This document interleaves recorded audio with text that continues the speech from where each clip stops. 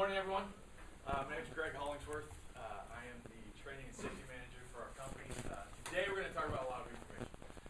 Fall protection is a very important topic for us. We want to make sure that we understand what it is that we're doing. The interesting thing about fall protection is there's a lot of common sense that should happen with this. I shouldn't have to tell people that you're on a building, you're on a beam, we need to be tethered into it so that you don't crash land. But what we find is that there are not enough people participating in fall protection plans, fall protection policies. So we want to make sure that people understand the information that they need to use to save their life, really, and that's what it is that we're talking about. Any safety program, regardless of what it focuses on, it should allow you to come to work and leave in the same condition every single day. Problem is, if you don't participate in that safety program, then we have some issues. We can potentially have some issues. So what we want to talk about is how do people participate, what we get them interested in, make them focus on what it is that we're doing. And what we are trying to do is provide them with that safe work environment, give them the ability to do their job safely, and help them understand that. It is for them. Everything that we're going to talk about today is for them. So to start out, why do we need fall protection? Number one, it's the law. And interesting about this, it is focused on the law. We do have the law behind us, but how many people are following the law? How many of you this morning, Josh, did you follow the speed limit today when you drove into work? I don't know what it was. Okay, so if we don't know what the law is, can we follow the law? No. That's a big issue. So obviously, with anything, we need to have some training. We need to have people understand what it is that they're responsible for. And throughout this presentation, what we'll see is there are clearly defined roles for both the employer and the employee. The employee has a definite role in following the law. So it definitely it is something that they need to understand.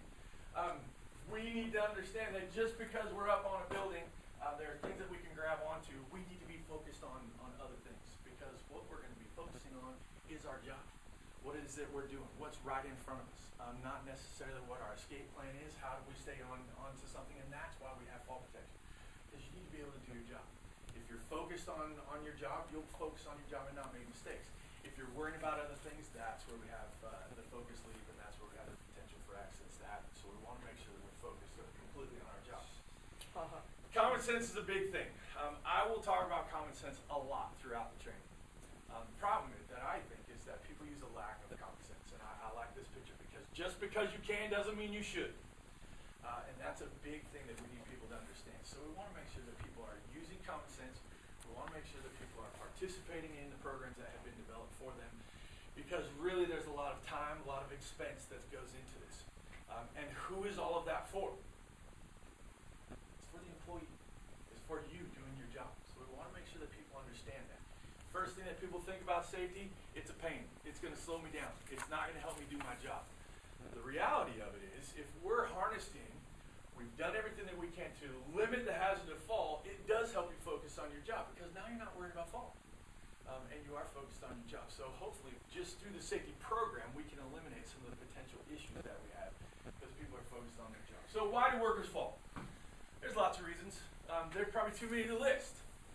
So we need people to understand that it can be a number of reasons that people fall.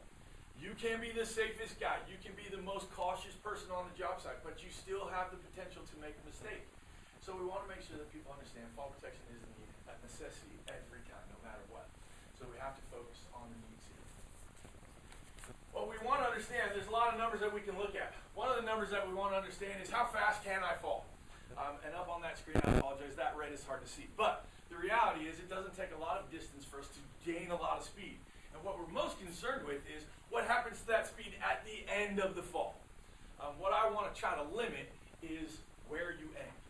And fall protection does that. Fall protection keeps us from that crash lane. And that's the most essential part in fall protection. How am I going to limit? How am I going to slow you down in the event of a fall? And that's what we want to focus on specifically with fall protection. So we look at some other numbers. One of the things that I most do in my trainings is we look at U.S. statistics. So in the safety realm of things, there are very few standards outside of the U.S. So most of the statistics, most of the numbers, most of the reporting mechanisms that we have are in the U.S. But I did find some international statistics, and these blew me away. So we're ready to blow your mind here. These numbers are staggering in incidents and people that are injured. One person dies. One worker dies worldwide. One worker dies every 15 seconds.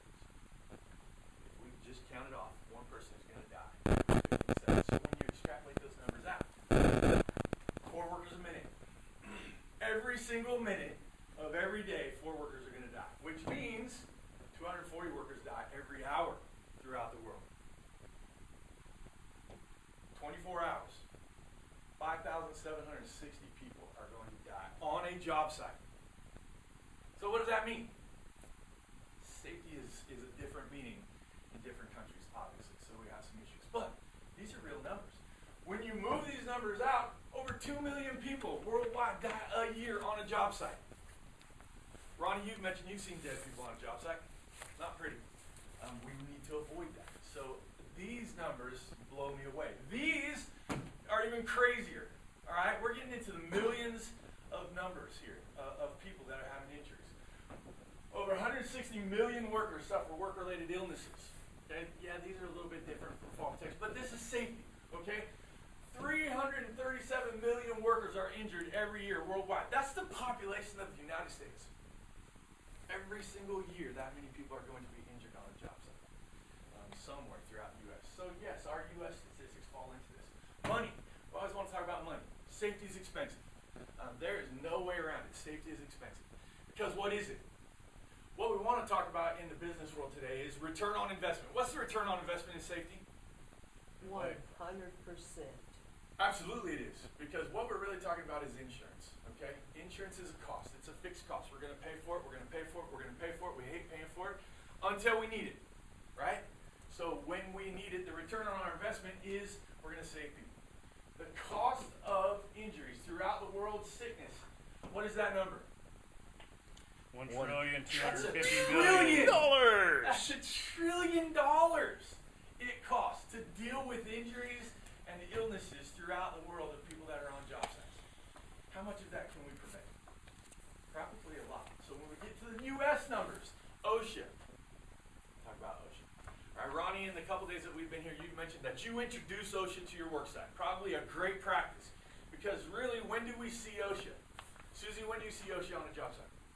Well, I invite them also, but I see them when I'm going to spend some money.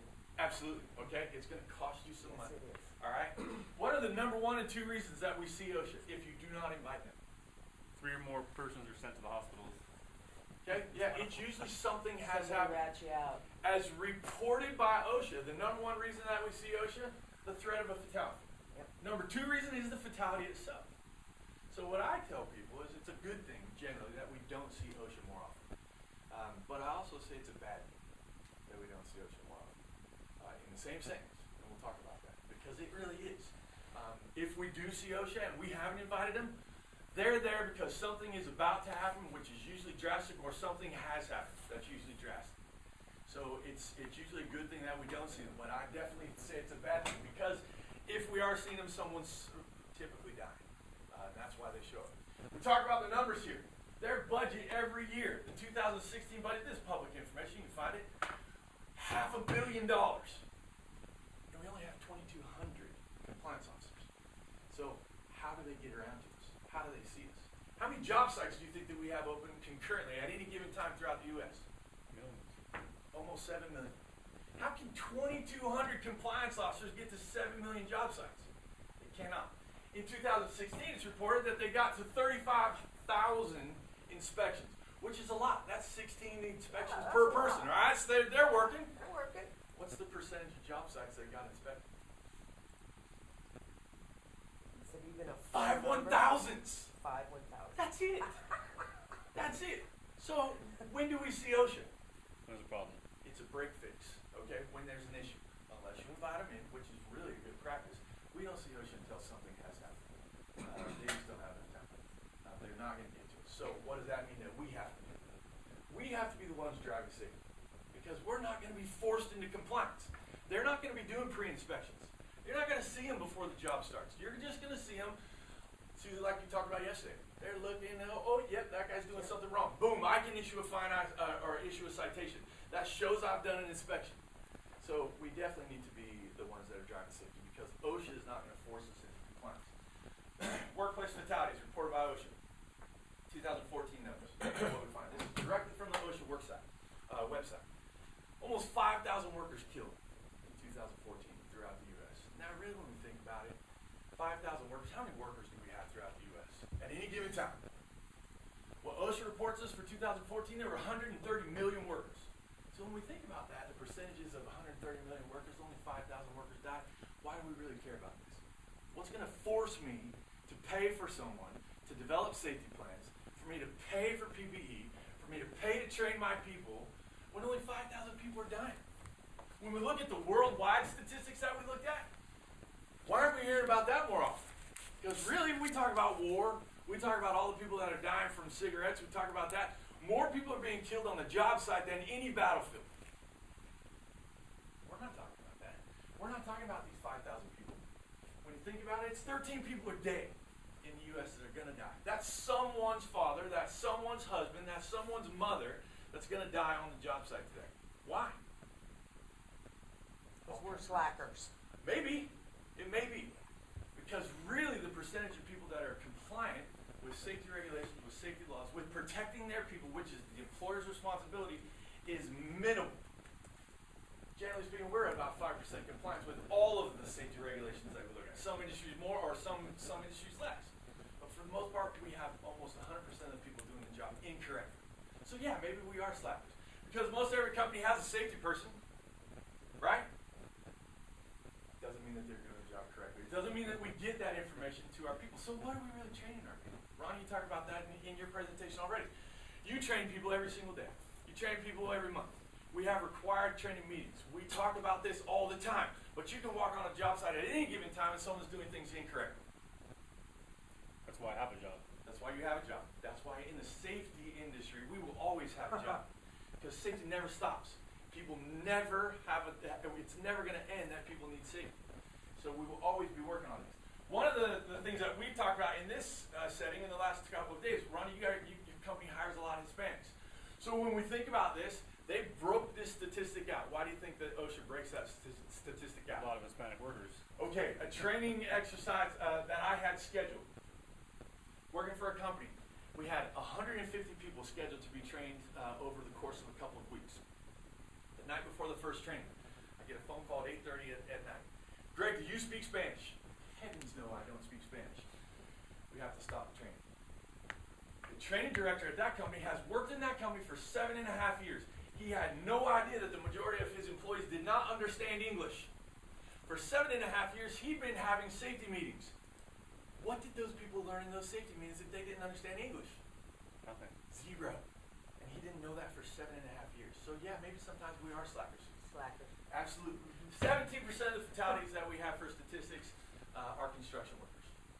So almost 1 out of 5 of the fatalities that we have that are reported in the U.S. are construction workers. Why is that? Well, in the construction world, we have the fatal 4. Talk about that. Top of the list, falls. Falls account for the majority of the injuries, of the fatalities that we have in the construction world. So we want to break this down. If we could avoid the fatal 4 here, we would avoid 585 people dying in the construction world. That's probably 1 a day, almost 1.5 a day, almost 2 people a day that are going to be killed because of these things. What do you have to do to fall on a job site? Not Show much. up. Hey, okay, not much, right? Show What do you up. have to do to die from that fall? Show up. Show up, not participate in the safety plan. Okay? Most job sites, especially what we talked about with Ronnie here, I'm picking on Ronnie. Ronnie, you have detailed fall protection plans on every job site. You also mentioned that you work into your schedule fatalities. Why do we know that that's going to happen? Because there are accidents. There are accidents. There are accidents. There are things that we can't control. But there are also too many people that are not participating in that training program. And that's the issue that we have. We can't force them all the time. We can't be there all the time. So the level of training, the level of understanding, it depends on us. We have to retrain. We have to make sure that they're focused. We have to make sure that they understand why we're doing this. And the problem that we have in the safety world is, what do generally people think when I say, hey, you have to sit down for 8 hours of training? Am I going to get paid for it? What food are we going to have? Yeah. Are they going to have lunch for us? Are they going to have snacks for us? That's what they're most concerned with. What should they be thinking? Hey, this is for me. The cost that every company is spending on training is for the employees. Yes, we want to check a box that, yes, the company has done their responsibility and followed through with what it is that OSHA's telling us to do. But really, what are we trying to avoid? right here. And we cannot do that without safety program. We cannot do that without effective training. We cannot do that without people having an understanding that every time you walk on a job site, you have the potential to be one of those numbers. Because the problem is, people do sit here. We have our phones. People sit in training. They take their text all day long. What are they missing? The essential parts of any training that could be for them. 2014, falls kill one worker every single day. Every single day, someone's going to die from a fall. But companies do have fall protection plans. It's a requirement that we have fall protection. It's the law. So why are one person every day being killed? Slackers. It goes to that a lot. Ronnie just showed us how to wear a harness. How many job sites can you walk on where people are wearing their harness, but just like Ronnie said, they're sagging? The force of that fall definitely is an issue if you're not wearing it right. And that all goes back to participation in any kind of safety program. We can show people how to do things. We can make sure we give them effective training, but really it's enforcement on the job site. It's having them understand that this is for them. If we have people understand that the training that they go through, the safety that we're issuing, the cost is all for them, we get to a higher level of participation in the training program. And that's what we'll talk about throughout the rest of the day. That's the intro. Nicely done. Okay.